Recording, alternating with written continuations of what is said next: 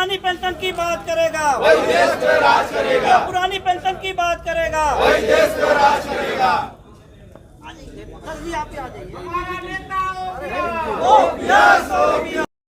इस समय गोरखपुर जिला अधिकारी कार्यालय पे है और यहाँ पे हमारे पीछे देखते हैं विभिन्न विभागों के कर्मचारी पुरानी पेंशन बहाली को लेकर के लगातार संघर्षरत हैं। क्या कारण है, क्या इसमें अड़चन आ रही है और इन कर्मचारियों को पुरानी पेंशन बहाली की क्यों मांग करनी पड़ रही है, क्यों इनको जो न्यू पेंशन स्कीम सरकार ने दिया है वह एक्सेप्ट नहीं है, स्वीकार नहीं कर रहे हैं। तो आइए हम लोग इन्हीं से जानते हैं। सरकार ने कहीं ना कहीं बुढ़ापे की पेंशन की लाठी कही जाने वाली व्यवस्था कर रखी है और ओल्ड पेंशन की जगह न्यू पेंशन है, उसमें क्या तकलीफ है आपको? देखिए, तकलीफ इसमें यह है कि हमारे कर्मचारी जो साथी हैं पूरे उत्तर प्रदेश में 14 लाख कर्मचारी हैं, उनके साथ उत्तर प्रदेश सरकार छलवा कर रही है। जबकि उनके जो नेता राजनेता लोग हैं वो 5 साल के लिए होते हैं, वो उनको पेंशन का लाभ दिया जाता है। जबकि हमारे कर्मचारी लोग जो है 60 वर्षों की सेवा करते हैं, सरकार की जो है वो अपना दायित्व और कार्यभार पूरी निष्ठा से निर्वहन करते हैं। ऐसे में कर्मचारियों के साथ जो अहित हो रहा है, इसके विरोध में आज हम पुरानी पेंशन बहाली संयुक्त मोर्चे के तत्वाधान में पुरानी पेंशन की मांग कर रहे हैं माननीय मुख्यमंत्री जी से और माननीय प्रधानमंत्री जी से। अच्छा, अगर देखा जाए तो अगर जो न्यू पेंशन स्कीम है इसमें आपको क्या अगर भर दिया जाए, मतलब क्या ओल्ड पेंशन स्कीम में था, अगर ये हम दे दिया तो आप धरना खत्म कर लेंगे? हमें कुछ भी नहीं चाहिए, हमें केवल मात्र पुरानी पेंशन ही चाहिए। 1972 जो पेंशन अधिनियम है उसमें ये स्पष्ट रूप से पुरानी पेंशन का प्राविधान था, ठीक है ना। तो कर्मचारी ही ये तय करेंगे कि उनको पुरानी पेंशन चाहिए कि नई पेंशन चाहिए, क्योंकि हम लोगों को सरकार ने ऐसा कभी नहीं कहा है कि आपको पेंशन नहीं दी जाएगी। नई पेंशन स्कीम दे रहा है, ऐसा नहीं है कि पेंशन व्यवस्था समाप्त है, लेकिन उससे कर्मचारी जो संघ है, हमारा कर्मचारी संवर्ग है और जो शिक्षक हैं वो बिल्कुल भी इससे इत्तेफाक नहीं रखते हैं। हम लोग को पुरानी पेंशन ही चाहिए, कोई संशोधन एनपीएस में हम लोग को नहीं स्वीकार है। वन नेशन वन कंट्री की बात कही जाती है, तो वन पेंशन के लिए आप संघर्ष कर रहे हैं, यही है ना? जी जी। तो इसमें और अगर आपकी सरकार बात नहीं मानती है तो क्या करेंगे? सरकार बात नहीं मानती है तो आज हम लोगों ने डीएम साहब को संबोधित ज्ञापन दिया है माननीय मुख्यमंत्री माननीय प्रधानमंत्री जी को।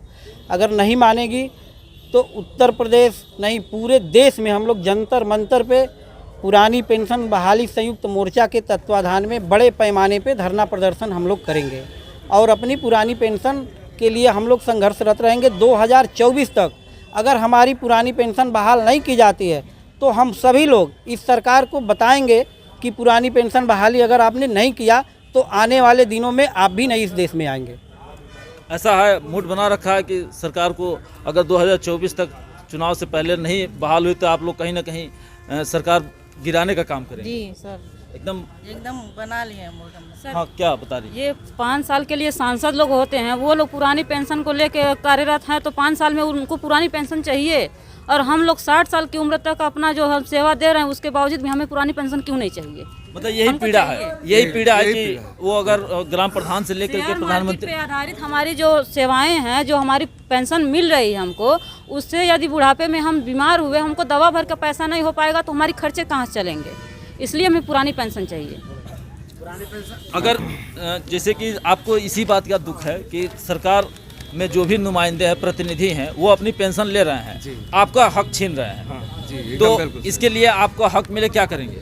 इसके लिए अगर हक मिलेगा तो हम लोग सरकार के साथ रहेंगे और नहीं मिलेगा तो हम लोग सरकार के विरोध में रहेंगे। यानी बड़ा मोर्चा खड़ा करने का एकदम बिल्कुल मन बना लिया हम लोग।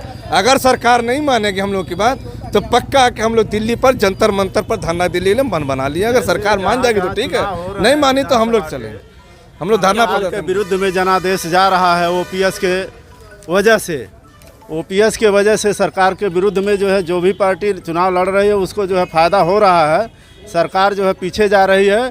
इसी तरह से आने वाले 2024 में ये सरकार जो है अगर तय ओपीएस नहीं देती है तो फिर सरकार के खिलाफ सारे कर्मचारी, पूरे देश के कर्मचारी लामबंद होकर सरकार के खिलाफ वोट करेंगे और ये सरकार का जो है जाना निश्चित हो जाएगा।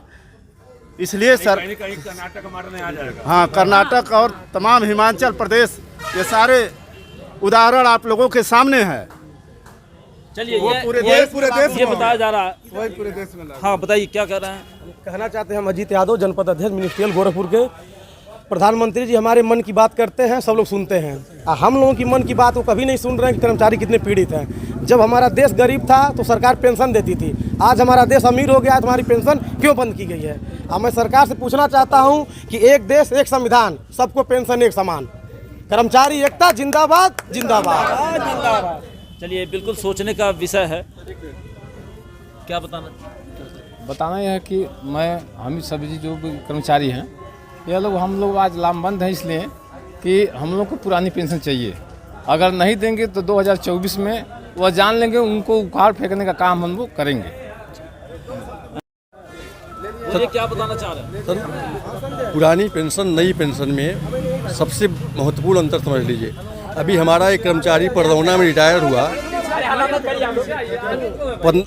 हमारा एक कर्मचारी परदौना में रिटायर हुआ, 15 साल की सर्विस करने के बाद उसकी सेवानिवृत्ति के बाद उसकी पेंशन बनी 1000 रुपये।